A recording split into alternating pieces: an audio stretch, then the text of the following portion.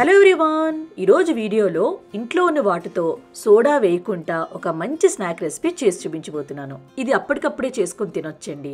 పిల్లలకైనా పెద్దవాళ్ళైనా ఇష్టపడి తింటారు. సో వీడియోలోకి వెళ్ళి చూసేద్దామా ఈ స్నాక్ రెసిపీ ఎలా తయారు చేసుకోవాలో. పదండి. ముందుగా ఒక బౌల్ తీసుకొని అందులోని ఒక హాఫ్ కప్పు బొంబాయి రవ్వ వేసుకోవాలి. సూజీ అంటారు కదండి, ఉప్మా రవ్వ, అదనమాట. ఏ కప్తో మీరు బొంబాయి రవ్వ తీసుకున్నారో అదే కప్పుతో సగం కప్పు పాలు వేసుకోవాలి. సగం కప్పు బొంబాయి రవ్వ, సగం కప్పు పాలు, రెండు హాఫ్ కప్పే వేసుకోవాలండి. అండ్ ఈ పాలు కూడా పచ్చి పాలు కాదండి, మరిగించుకున్న పాలే. ఈ వేడి పాలు కూడా వేసుకోకండి, చల్లటి పాలే వేసుకోవాలి.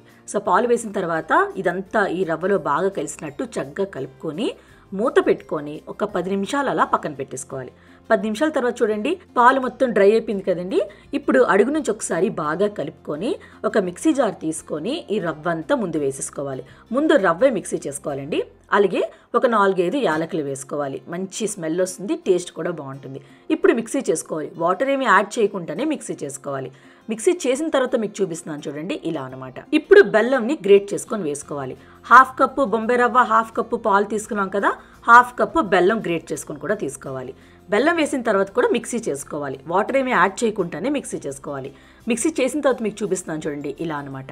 ఇప్పుడు పావు కప్ అంతా గోధుమ పిండి, అలాగే పావు కప్ అంతా బియ్యం పిండి వేసుకోవాలి. సపోజ్ బ్యాటర్ మీకు కొంచెం పలాచగా అయిపోయింది అనుకోండి, అప్పుడు మీరు కొంచెం గోధుమ పిండి, బియ్యం పిండి ఎక్స్ట్రా యాడ్ చేయొచ్చు, అంటే 1 టేబుల్ స్పూన్ అనమాట.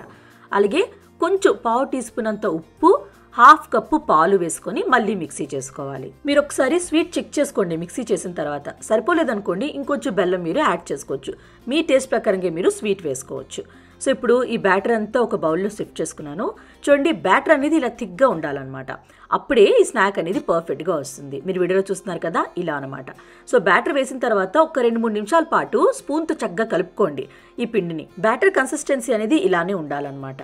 సో ఇప్పుడు ఇది పక్కన పెట్టుకోండి. ఈ బ్యాటర్లో చూడండి, మనం సోడా ఏమీ యాడ్ చేయలేదు, బట్ పూరిల్లాగా చక్కగా పొంగుతుందండి. ఇప్పుడు ఒక కడాయి తీసుకొని అందులోని డీప్ ఫ్రై చేసినంత ఆయిల్ వేసుకోవాలి. ఆయిల్ వేసిన వెంటనే మీరు ఇలా ప్లేన్ సర్ఫేస్ ఉన్న ప్లేటు ఈ ఆయిల్లో డిప్ చేసుకోవాలన్నమాట. చిన్న ప్లేట్ అయితే ఇంకా బెటర్ అండి. నా దగ్గర చిన్న ప్లేట్ లేదు కాబట్టి కొంచెం పెద్ద ప్లేట్ వేసాను. చిన్న ప్లేట్ అనుకోండి, చాలా బాగుంటుంది అనమాట. ఎక్కువ స్నాక్ మీరు చేసుకోవచ్చు. సో ఈ ఆయిల్ బాగా హీట్ అవ్వాలండి ఈ ప్లేట్తో పాటే. సో అలాగే నేను ఈ బ్యాటర్ని ఒకసారి బాగా కలుపుకొని ఏదో ఒక గిన్నె అయినా చిన్న గ్లాస్లో అయినా ఈ బ్యాటర్ని తీసుకోవాలి. ఇలా ఒక గిన్నెలో తీసుకున్నారనుకోండి, మీకు స్నాక్స్ చేయడం ఈజీ అయిపోద్ది అనమాట. సో ఇక్కడ ఆయిల్ కూడా బాగా హీట్ అయిపోయిందండి. ఈ ప్లేట్ తీసినప్పుడు కొంచెం ఆయిల్ ఉండాలన్నమాట ప్లేట్లోని. అప్పుడే మీరు ఈ బ్యాటర్ వేసుకోవాలి. అలా డ్రైగా ఉన్నప్పుడు వేసుకోకూడదు, కొంచెం ఆయిల్ ఉండాలి. బ్యాటర్ కూడా మీరు స్ప్రెడ్ చేసుకొని వేసుకోవచ్చండి. ఇలా చేసిన వాళ్ళు ఏమవుతుందంటే మీకు ఒకే షేప్లో ఈ స్నాక్ అంతా వస్తుంది అండ్ చక్కగా పొంగుతుంది. మీకు డౌట్ రావచ్చు, ఇది అంటేస్తుందేమో ప్లేట్కి అని. ఏమీ లేదండి, ఫ్లేమ్ని మీడియంలో ఉంచండి. అలా చక్కగా పొంగి అదే అలా పైకి సపరేట్ అయిపోద్దండి ప్లేట్ నుంచి. మీరు ఏమీ కదపక్కర్లేదనమాట, ఆటోమేటిక్గా అదే అలా పైకి తేలుతుంది. చూడండి. సో ఇప్పుడు ఈ ప్లేటు అంటే పెద్ద కడాయి అనుకోండి, మీరు ప్లేట్ ఉంచుకొనే దీన్ని ఫ్రై చేసుకోవచ్చు. బట్ చిన్న కడాయి కాబట్టి నేను ప్లేట్ తీసుకొని పక్కన పెట్టేసుకొని ఇది గోల్డెన్ కలర్ వచ్చిన వరకు ఈ స్నాక్ని ఫ్రై చేసుకోవాలి. పూరీలాగా చూడండి ఎంత చక్కగా పొంగిందో. ఒకే షేప్లోని చాలా బాగా వస్తే టేస్ట్ అయితే చెప్పక్కర్లేదండి, అంత రుచిగా ఉంటుంది. సో ఇది మంచిగా గోల్డెన్ కలర్ వచ్చిన వరకు ఫ్రై చేసుకోవాలి. అది కూడా మీడియం ఫ్లేమ్లోనే. మీరు హై ఫ్లేమ్లో ఫ్రై చేసుకున్నారనుకోండి, లోపల మాత్రం పచ్చిగా ఉండిపోద్ది అనమాట. అందుకే మీరు మీడియం ఫ్లేమ్లో మంచి గోల్డెన్ కలర్ వచ్చిన వరకు ఫ్రై చేసుకోవాలి.